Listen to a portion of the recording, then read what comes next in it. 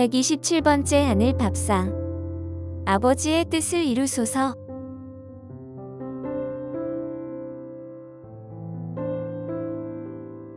내가 믿고 있는 하나님이 어떤 분이신지 정리해 본 적이 있으세요?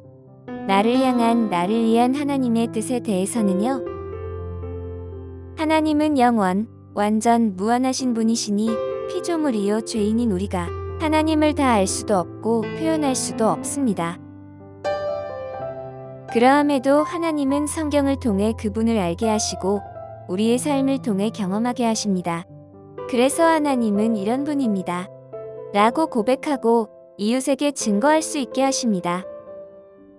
우리가 평생토록 하나님을 알아가는 감격을 누리는 것이 가장 큰 복입니다. 오라 우리가 여호와를 알자, 힘써 여호와를 알자. 호세아의 격려를 받으며 날마다 하나님을 아는 지식에서 자라가는 것이 기쁨이어야 합니다. 하나님은 우리가 번제를 드리는 것보다 하나님을 아는 것을 더 원하시는 분이시여 하나님과 그의 아들 예수 그리스도를 아는 것이 영생이기 때문입니다. 하나님은 인격적이시니 분명한 뜻을 가지시고 만물을 창조하시고 섭리하시는 분입니다. 이 말씀은 내가 그리스도 안에서 여기 이렇게 존재하고 살아가는 것이 창세 전부터 계획하신 하나님의 뜻이었다. 는 것입니다. 여기서 진화론 같은 이론들은 논할 가치와 여유가 없어요. 나를 나되게 하시고 나로 오늘을 살게 하시는 하나님의 선하시고 기뻐하시고 온전하신 뜻을 분별하고 그 뜻을 이루기 위해 나의 삶을 드릴 것입니다. 산을 오르는 일은 힘들고 어려운 일입니다. 정상에 올라 누리는 기쁨도 잠시뿐 하산길은 오를 때보다 더 어렵습니다. 등반 사고는 내려갈 때 일어나는 것이 상례랍니다. 사울이 그랬고 다윗도 예외가 아니었습니다. 왕의 대부분이 그렇게 하산을 했습니다. 인생이 하얀 곡선을 그리다가 그 끝이 보이면 살아온 날들에 대해 후회와 한탄이 많아집니다. 내가 왜 그렇게 살았을까? 나를 향한, 나를 위한 하나님의 뜻은 생각하지 못하고 내 뜻대로, 내 방식대로 그저 열심히 살았기 때문입니다. 그런 분들은 마지막에 전도서의 노래를 부릅니다. 헛되고 헛되며 헛되고 헛되니 모든 것이 헛되도다. 그것은 우리의 비가가 아니어야 합니다. 누군가는 해야 할 일이라며 마땅치 않아도 하는 일을 변호하지 마세요. 내가 하고 싶은 일을 하면 된다고요? 아닙니다. 그럴 수도 없지만 그래서도 안 됩니다.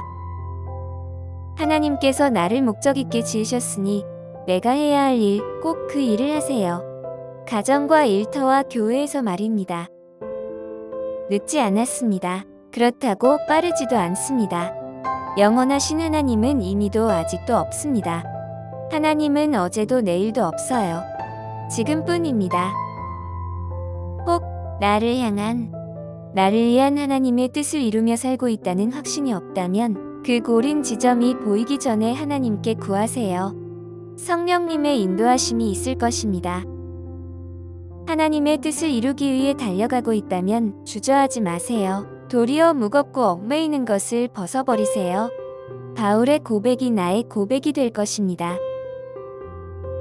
나를 향한, 나를 위한 분명한 뜻을 가지신 하나님이 함께 해주실 것입니다. 내가 내게 허락한 것을 다 이루기까지 너를 떠나지 아니하리라. 모세는 바로의 궁을 벗어나 하나님의 백성들과 광야 길을 걸었습니다. 하나님은 그분의 뜻을 이루기 위해 40년의 모래바람을 견딘 모세와 함께 하셨습니다. 주님은 아버지의 뜻을 이루기 위해 오셨고 다 이루었다 선포하셨습니다. 하나님은 뜻이 하늘에서 이루어진 것 같이 내게서도 이루어지게 하시는 분입니다.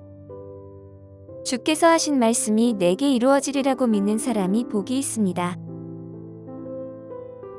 주님, 나를 통해 내 삶을 통해 아버지의 뜻을 이루소서. 오늘도 하상 양문지기 고재윤 목사.